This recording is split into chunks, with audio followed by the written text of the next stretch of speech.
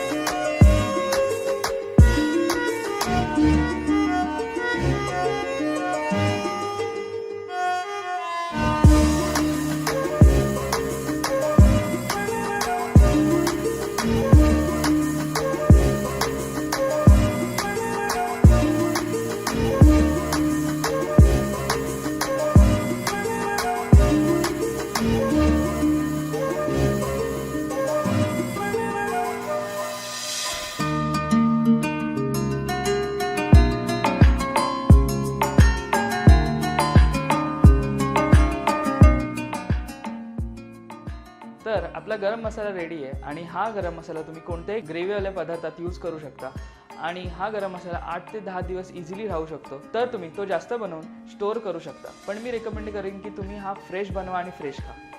आता आपण सुक्या मटणाची रेसिपीकडे वळणार आहोत आणि ह्या रेसिपीमध्ये आपण खिसलेल्या खोबऱ्याचं वाटण कसं बनवायचं हे पण बघणार आहोत।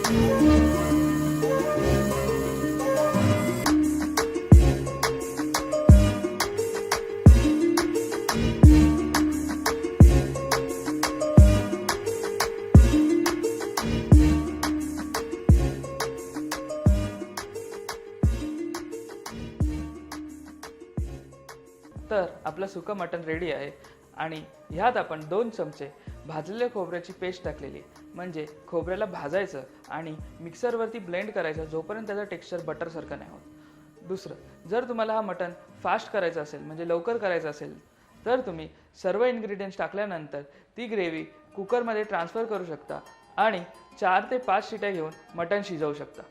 आता आपण चिकन रस्स्याच्या रेसिपीकडे वळूया। यात आपण कांदा आणि भाजलेल्या खोबऱ्याचं वाटण कसं बनवायचं हे पण दाखवणार आहोत। So let's start.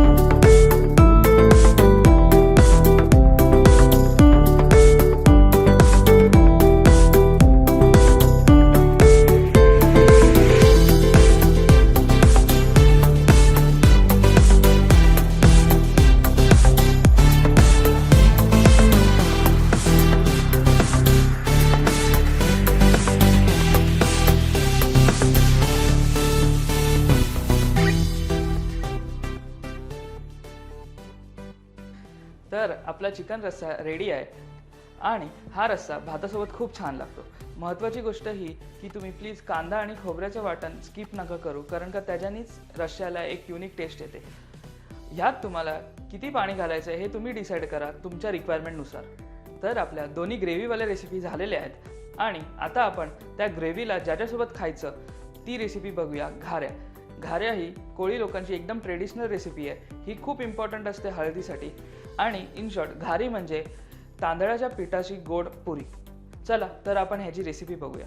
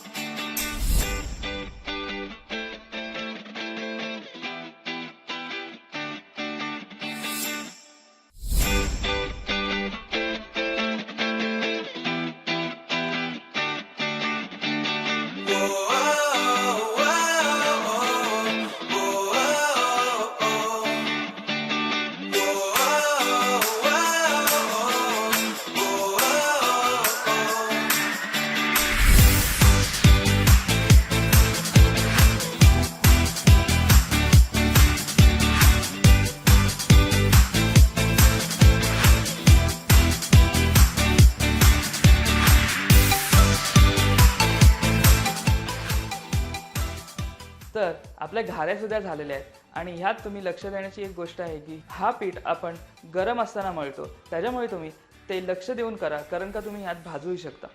आणि समज तुम्हाला हे हाताने करताना येत नसेल तर तुम्ही वाटीच्या मदतीने सुद्धा पीठ मळू शकता। जर तुम्ही हाताने करत असाल तर प्लीज तुम्ही हात तुमचे सतत ओले करत राहा पाण्याने, ज्याच्याने तुमच्या हाताला चटके लागणार नाही। तर आपली पूर्ण हळदी स्पेशल कोळी थाळी तयार झालेली आहे आणि ही खूप सुंदर आणि टेस्टी झालेली आहे।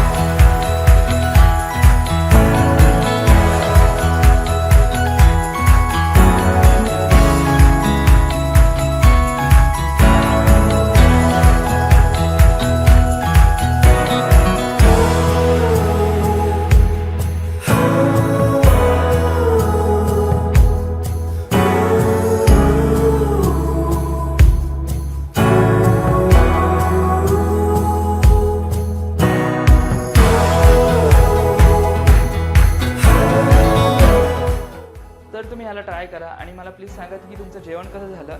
जर तुम्हाला ही व्हिडिओ आवडली असेल तर प्लीज लाईक शेअर सबस्क्राईब करा आणि ज्याला कोळी रेसिपीज आवडतात त्यांना प्लीज शेअर करा. बाय.